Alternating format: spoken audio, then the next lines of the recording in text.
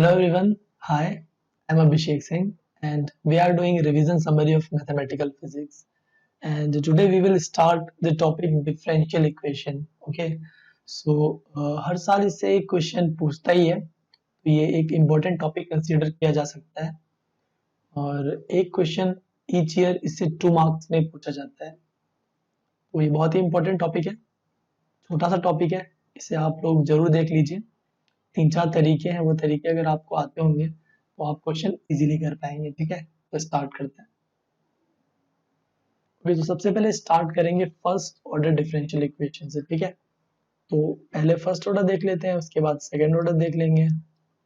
First order differential equation, मैं differential equation को short में डीई लिख दूंगा। ठीक है, तो उसमें अलग अलग टाइप्स होते हैं, स्पेसिफाइड टाइप्स। तो पहला जो टाइप है फर्स्ट ऑर्डर का वो है वेरिएबल सेपरेबल। वेरिएबल सेपरेबल नाम से बहुत ही मैच करता है। वेरिएबल्स जो भी होंगे वो सेपरेट हो जाएंगे, फिर उसे इंटीग्रेट करना बहुत ही आसान होता है। इंटीग्रेट करके आप डिफरेंशियल इक्वेशन को इजीली सॉल्व कर सकते हैं।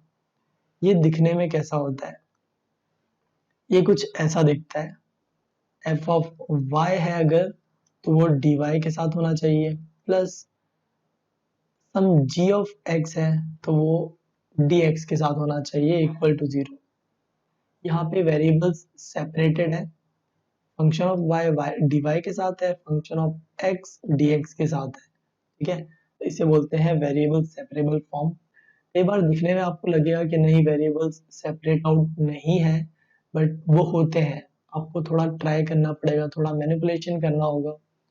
तो पहले एक मैं इजी एग्जांपल देता हूँ, फिर उसके बाद मैनिपुलेशन वाला एग्जांपल देता हूँ। ठीक है, तो पहले इजी एग्जांपल देखते हैं। ओके, ठीक है, ये रहा एग्जांपल। ओके, ये एग्जांपल है x plus 1 dx plus y d y equal to 0।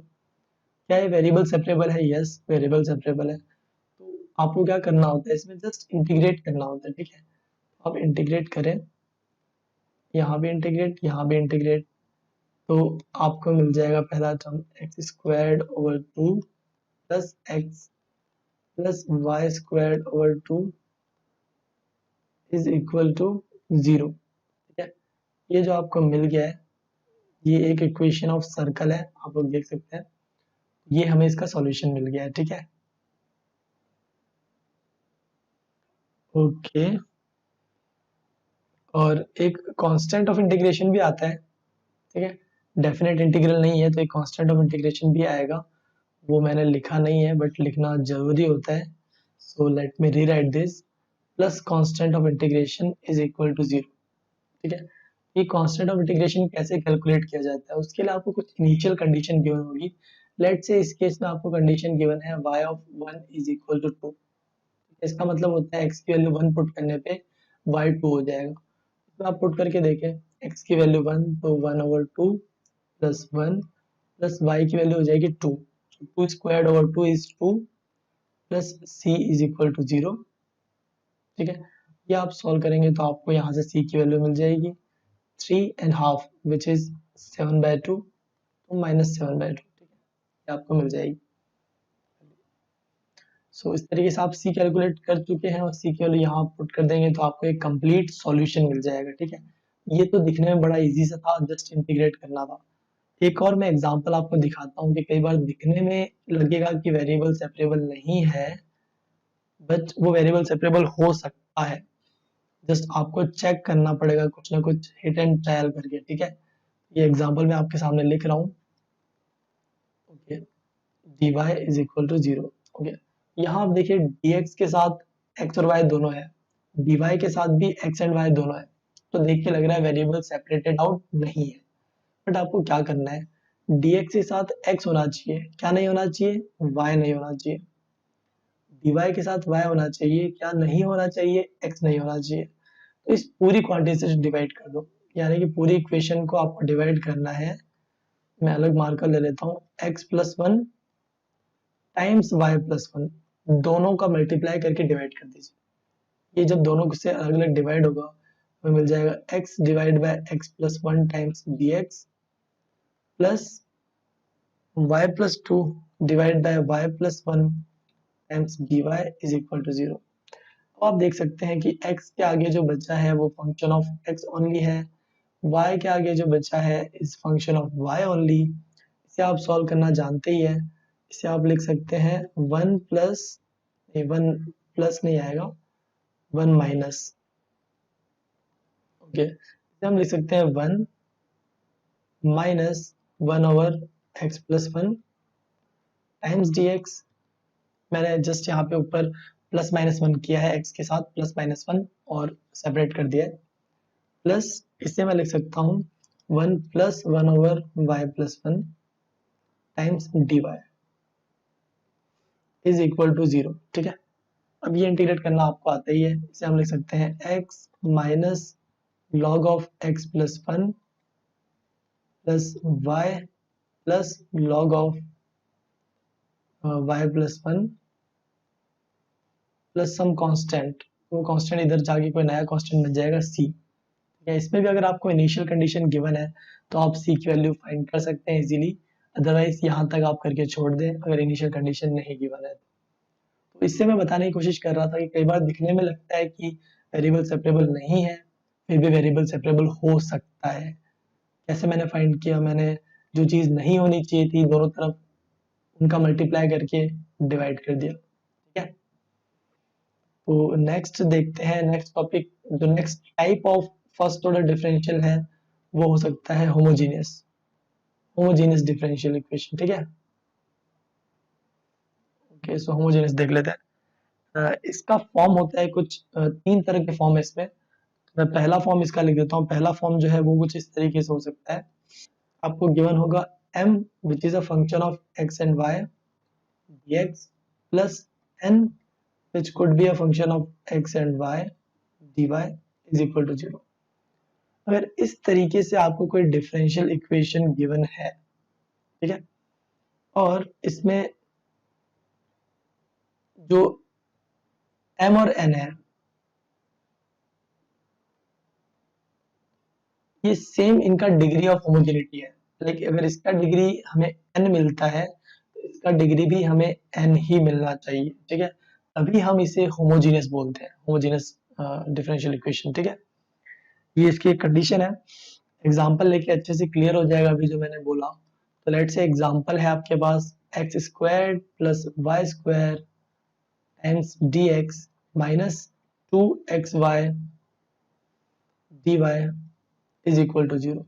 यहाँ अब आप मुझे बताओ ये क्या है, ये हमारे पास m हो गया, ये क्या हो गया, ये हमारे पास n हो गया विद नेगेटिव साइन, ठीक है। तो अब यहाँ से आप देखें कि m का डिग्री कितना है, एक्स स्क्वायर वाई स्क्वायर, इसका मतलब m का डिग्री जो है वो 2 है। n का डिग्री कितना है, x इंटू वाई, का डिग्री भी 2 है। आप देख सकते हैं कि यहाँ पे हमारे पास डिग्री 2 है, दोनों का डिग्री सेम है, तो ये होमोजेनियस डिफरेंशियल इक्वेशन है, ठीक है। सॉल्व करने से पहले मैं आपको एक और एग्जांपल दिखाता हूँ जो कि होमोजेनियस नहीं है, ठीक है। इसके लिए क्या कमेंट करेंगे हम, दिस इज होमोजेनियस, के होमो लिख दीजिए, होमोजेनियस मतलब होमो।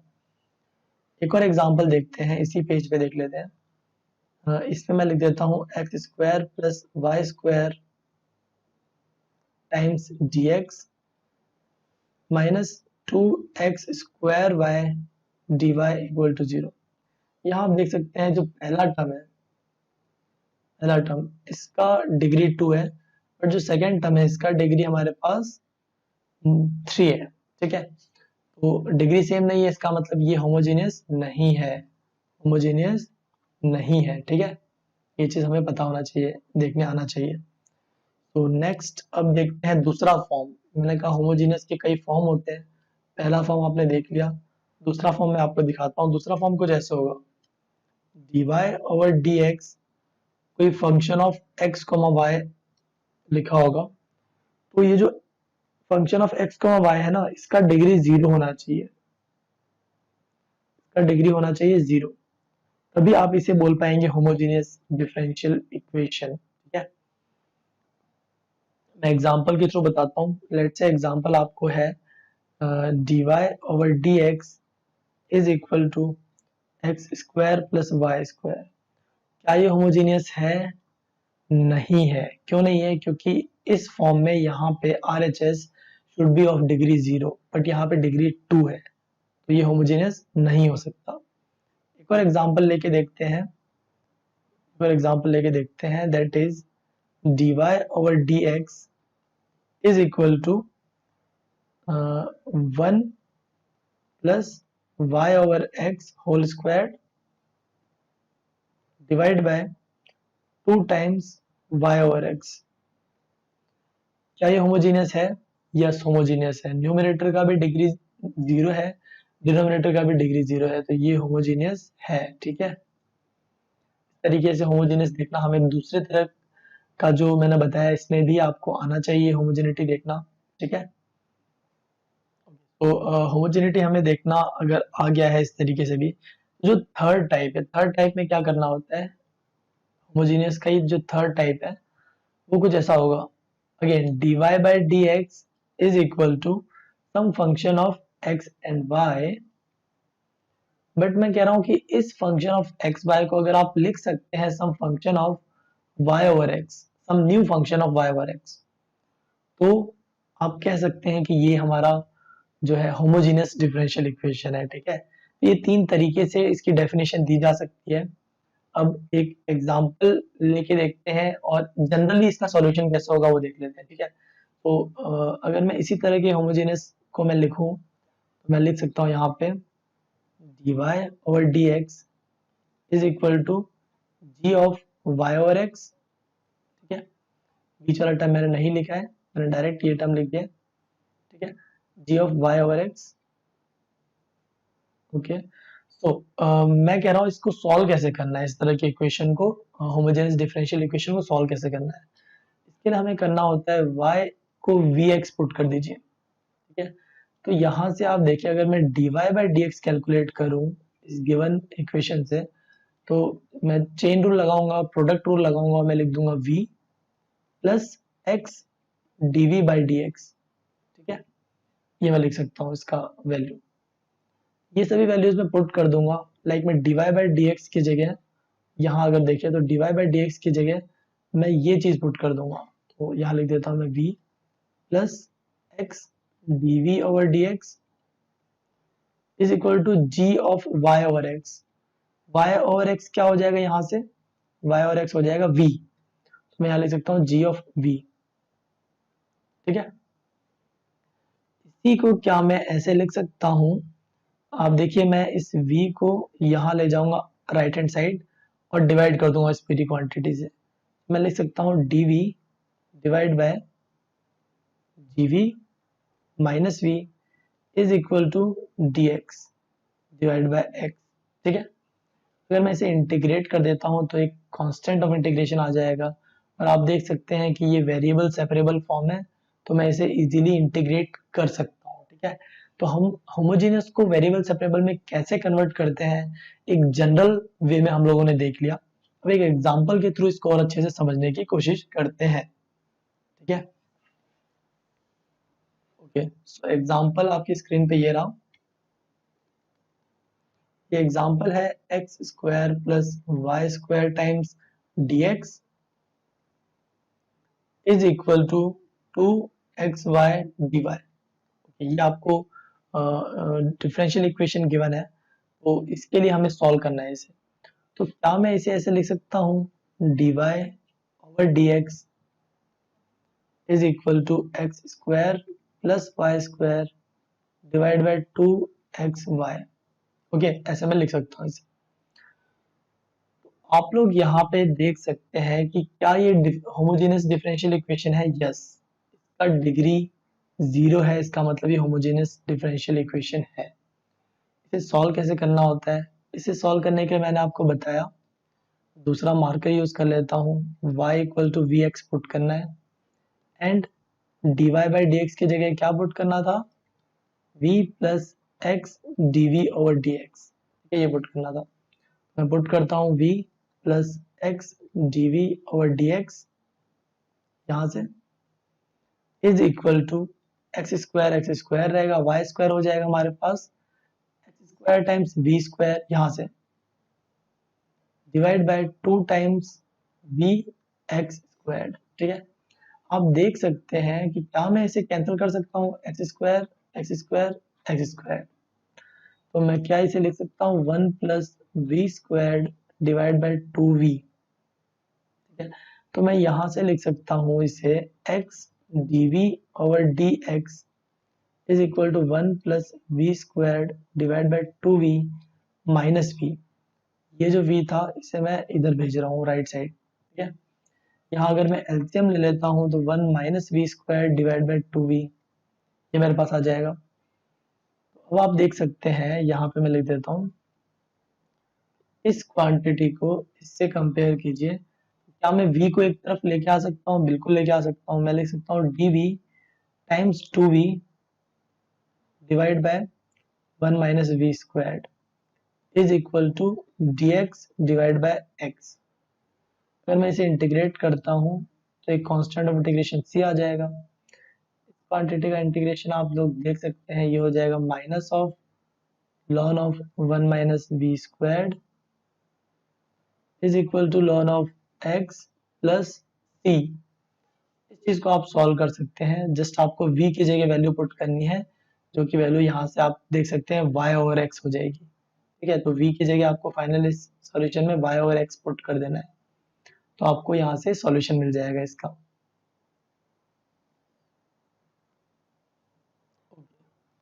तो नेक्स्ट टॉपिक पे बढ़ते हैं। होमोजेनस डिफरेंशियल इक्वेशन को कैसे सॉल्व करना है ये भी हम लोगों ने देख लिया। अब देख लेते हैं एग्जैक्ट डिफरेंशियल क्या होता है। ठीक है, मैं एग्जैक्ट डिफरेंशियल बता देता हूँ। लेट्स हमारे पास है m as a function of x y times d x plus n as a function of x y times d y is equal to 0। ये जो गिवन डिफरेंशियल है ये एग्जैक्ट डिफरेंशियल तभी होगा जब हम लिख सकते हैं del m over del y is equal to del n over del x। ये अगर हम लिख पाएंगे तो हम कहेंगे कि ये जो गिवन डिफरेंशियल था ये एग्जैक्ट डिफरेंशियल था।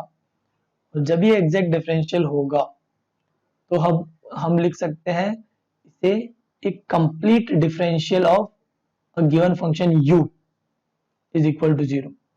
RHS तो 0 है ही। इसका मतलब ये जो फंक्शन u है जिसे मैं परफेक्ट डिफरेंशियल कह रहा हूँ दैट इज सम कांस्टेंट। ठीक है, तभी तो du 0 होगा। ये मैं लिख सकता हूँ, इसका मतलब मैं एग्जैक्ट डिफरेंशियल की बात कर रहा हूँ। एग्जाम्पल के थ्रू समझने की कोशिश करते हैं। ओके, एग्जाम्पल ये रहा। एग्जाम्पल है 3x plus 4y times dx plus second term is 4x plus 6y times dy equal to 0। And इसके अलावा आपको एक इनिशियल कंडीशन गिवन है y of 0 is equal to 1। ठीक है, तो आप मुझे देख के बताइए यहाँ से कि ये जो पहला टर्म है ये यहाँ पे m है, दूसरा टर्म जो है वो यहाँ पे n है। ठीक है, तो हमारे पास m और n मिल चुका है। पहले तो चेक कर लेते हैं कि क्या ये एग्जैक्ट डिफरेंशियल है या नहीं है। ठीक है, तो उसके लिए क्या करना होता था, del m over del y चीज आप यहाँ से देख सकते हैं 4 आ जाएगा। And similarly del n over del x में करूंगा तो आप यहाँ से देख सकते हैं अगेन 4 आ जाएगा। तो आप देख सकते हैं कि del m over del y is equal to del n over del x।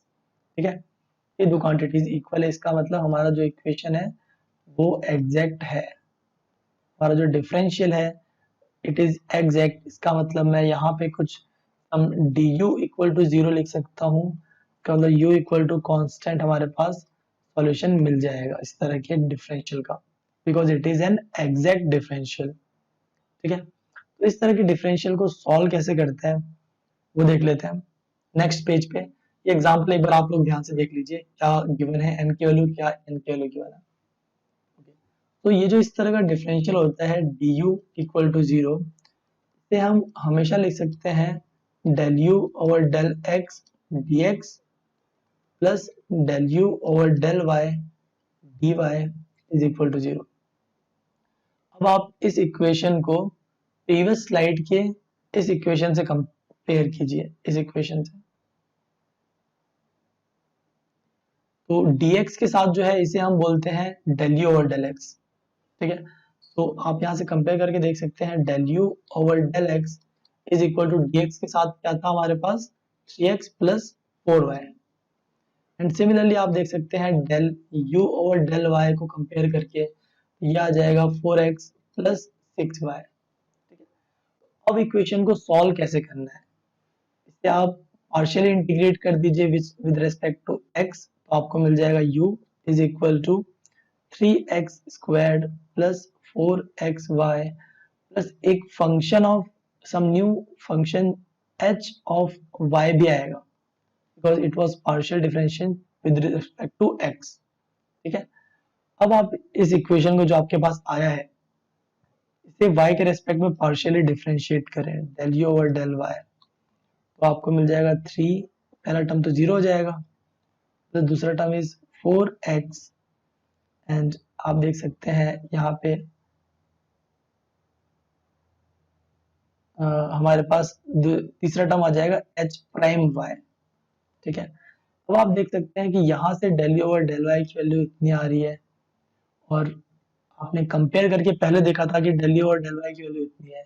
इन दोनों को आप कंपेयर करेंगे तो ये 4x तो इक्वल है ही, इसका मतलब जो h प्राइम y है वो इक्वल है 6y के। यहाँ से आप देख सकते हैं जो h है आपके पास वो आ जाएगा, h प्राइम y का मतलब होता है dh ओवर dy, ठीक है।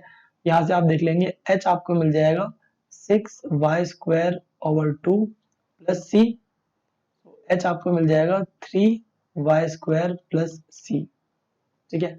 ये h की वैल्यू आप अगर आप u में पुट कर देते हैं इस u में तो आपको u मिल जाएगा, ठीक है। यहाँ से आपको u मिल जाएगा इजीली, आप देख ले 3x स्क्वायर तो है ही, 4xy है ही, hy की वैल्यू हमने देख ली है 3y स्क्वायर, तो हमारे पास आ जाएगा 3x square plus 4xy plus y square plus some c is equal to u। हमें पता है u इक्वल टू कांस्टेंट जो है C2, ये हमारा सॉल्यूशन होता है। ये c हम इस तरफ ले जा सकते हैं और कोई नया कांस्टेंट आ जाएगा, तो 3x square plus 4xy plus 3y square is equal to some नया constant k is our solution of the given exact differential equation, ठीक है। तो इस तरीके से हम सॉल्व कर सकते हैं एग्जैक्ट डिफरेंशियल इक्वेशन को। और ये तो एक बहुत ही लेंथी वे हो गया, एक शॉर्टकट वे में चाहूंगा आप लोगों को बताना। Let me show you some shortcut way. Okay, so ये शॉर्टकट वे क्या है, अब आपको शॉर्टकट तरीका बताता हूँ। दोबारा से वही हम लोग एग्जाम्पल लिख लेते हैं। एग्जाम्पल हमारे पास था 3x plus 4y times dx plus 4x plus 6y times dy equal to 0। ये हमारा एग्जाम्पल था, ओके। तो अब मैं कह रहा हूँ कि यहाँ हमें वो लेंदी वे नहीं करना जो हमने पहले किया। मैं पहले पार्टीशन कर दूं। अब हमें क्या करना है, ये जो पार्ट है जो dx के साथ लिखा है इसे पार्शियली इंटीग्रेट करो विद रिस्पेक्ट टू x, तो क्या आएगा 3x squared by 2 plus 4xy, ठीक है। ये आ जाएगा हमारे पास। जो दूसरा पार्ट है जो dy के साथ है उसे पार्शियली इंटीग्रेट करो with respect to y, 4xy plus 6y squared over 2, ठीक है। अब ये जो दो अलग अलग आपके पास डिफरेंशियल ये क्वांटिटीज आ गई है, तो लेफ्ट में और एक राइट में, इनमें जो चीजें कॉमन नहीं है वो लिख दीजिए। तो पहली चीज जो कॉमन नहीं है that is 3x squared by 2 and second one is plus 3y squared, यहाँ से ये 2 से 6 कैंसिल हो जाएगा, सो 3y स्क्वायर्ड। अब जो कॉमन है उसे डबल रिपीट नहीं करना है, उसे एक ही बार लिखना है। कॉमन इज 4xy, तो मैंने एक बार लिख दिया, इज इक्वल टू c। यह आपका होना चाहिए इसका सॉल्यूशन। तो आप मैच करके देखो कि क्या सॉल्यूशन यही था, 4x plus 3y square equal to k। Okay, divide by 2 का कुछ गलती हो रहा है।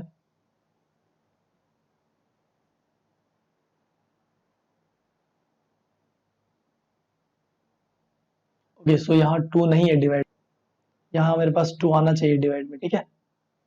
यहाँ हम इंटीग्रेट करेंगे तो 2 आएगा। ओके, राइट राइट, 2 आना चाहिए यहाँ पे। ओके, सो अब आप देख सकते हैं कि आंसर हमारा मैच हो रहा है। आंसर हमेशा मैच होगा, ठीक है, कोई इसमें सोचने वाली बात है ही नहीं।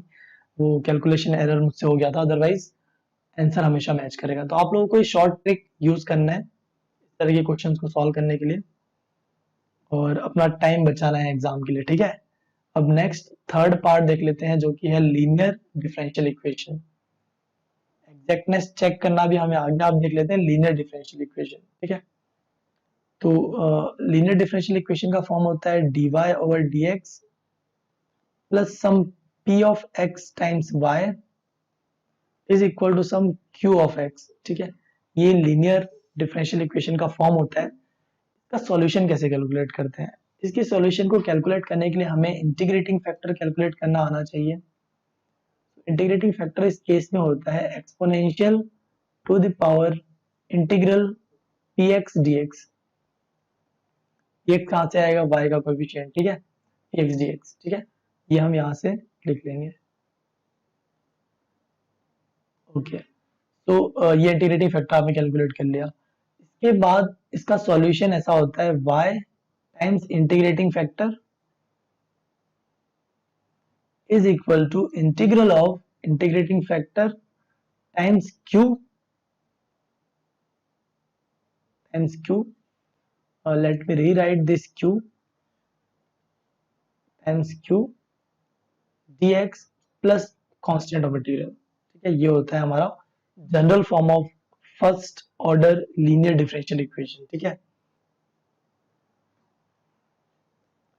ओके, सो एग्जांपल देखते हैं और इसे समझने की कोशिश करते हैं। लेट्स से एग्जांपल है हमारे पास dy over dx plus 1 over x times y is equal to x squared. यहाँ से आप इसे स्टैंडर्ड इक्वेशन से कंपेयर करके बता सकते हैं p of x is 1 over x and q of x is equal to x squared, ठीक है। तो आपने p और q कैलकुलेट कर लिया है। तो हमें पता है इंटीग्रेटिंग फैक्टर कैसे कैलकुलेट किया जाता है, exponential of integral px dx। px is 1 over x dx। 1 over x का इंटीग्रल होता है, हमें पता है ln ऑफ x, ठीक है। Exponential of ln is equal to nothing. यहाँ पे हमारे पास सिर्फ x मिल जाएगा, ठीक है। एक्सपोनेंशियल ln को कैंसिल कर देगा। ये हमारे पास इंटीग्रेटिंग फैक्टर हो गया। इसका सॉल्यूशन हमें पता है कैसे लिखते हैं, y times integrating factor which is x is equal to integral of integrating factor which is x times q itself is x square plus c। ये हमें मिल जाएगा x raised to power 4 divide by 4 plus c। तो यहां से हम y को लिख सकते हैं x cube divide by 4 plus c divide by x। ये हमें यहाँ से y मिल जाएगा। तो इस तरीके से लीनियर डिफरेंशियल इक्वेशन को भी आप इजीली सॉल्व कर सकते हो। लेट से हमें इसका कंप्लीट सॉल्यूशन फाइंड करना है, तो उसके लिए हमें क्या होना चाहिए, इसका इनिशियल कंडीशन गिवन होना चाहिए y of 1 equal to 1। Let say ये इनिशियल कंडीशन गिवन है। ये इनिशियल कंडीशन इसमें पुट करके आप c की वैल्यू फाइंड कर लेंगे, वो c अगेन इसी इक्वेशन में पुट कर देंगे तो आपको फाइनल सॉल्यूशन मिल जाएगा, ठीक है। अभी एक लास्ट क्वेश्चन देख लेते हैं। ये जैम 2018 का ही क्वेश्चन है, I think jam 2018।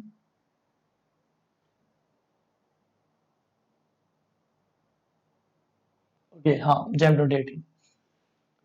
Okay, so which one of the following curves solution of the equation this. ये इक्वेशन गिवन है आपको।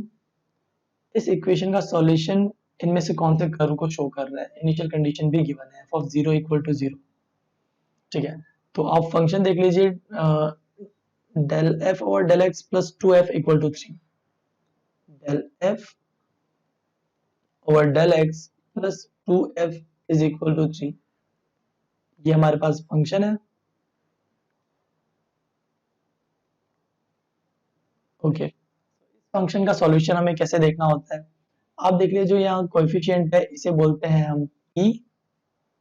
यहाँ जो है RHS में इसे बोल देंगे हम q। p q में पता चल गया है। तो आप देख सकते हैं कि ये हमारे पास first order linear differential equation है। इसका इंटीग्रेटिंग फैक्टर क्या आ जाएगा? Integral exponential to the power integral 2 times dx, तो ये हमें मिल जाएगा e raise to power 2x। ये हमारा इंटीग्रेटिंग फैक्टर हो गया। इसका सॉल्यूशन आ जाएगा y times e raise to power 2x integrating factor is equal to integral of e raise to power 2x times p is 3 dx। ठीक है, ये हमें इसका मिल गया है।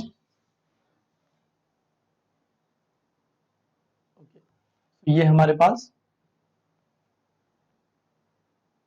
इक्वेशन आ गई है प्लस कांस्टेंट c। इसे आप सॉल्व कर लेंगे तो आप देखेंगे कि हमें मिल जाएगा ये चीज y e raised to power 2x is equal to 3 times e raised to power 2x divided by 2 plus constant c।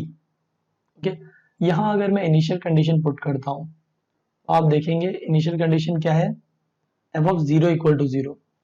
तो यहाँ आप पुट करेंगे 0 is equal to 3/2 plus c। यहाँ से आप देखेंगे c आ जाएगा आपके पास माइनस ऑफ 3/2। ये वैल्यू यहाँ पुट कर देते हैं और e raise to power 2x से डिवाइड कर देते हैं, तो y equal to 3/2 is taken common, 1 minus e raise to power minus 2x।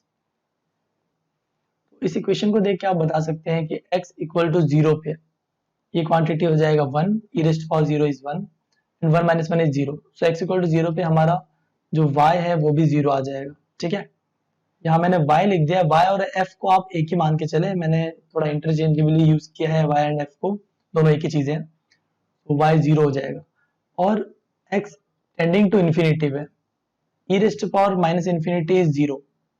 ठीक है, तो ये हमारे पास 3/2 को टेंड करना चाहिए। हमारा जो y या फिर f है वो 3/2 को टेंड करेगा। ठीक है, तो आप देख लीजिए इससे मैच करता हुआ कौन सा ऑप्शन है। तो ऑप्शन बी एंड डी कुछ इस तरीके का नेचर दिखा रहे हैं, बट हमें पता है एक्सपोनेंशियल नेचर बी ऑप्शन जैसा होता है। डी ऑप्शन जो है वो एक्सपोनेंशियल नेचर को शो नहीं कर रहा है। ठीक है, so option B is the correct answer. इस तरीके से आपको क्वेश्चन कर लेना है। जैम प्रीवियस ईयर क्वेश्चन है, ये 2018 का क्वेश्चन है। ठीक है guys, if you are new you can subscribe to Adankel for CSI NET, IIT JAM and UGC NET exams study material prepared by India's top experienced faculties. And you can also download Adankel's mobile application for solving your doubts, because there are more than 250 tutors are waiting for your doubts. Thank you very much.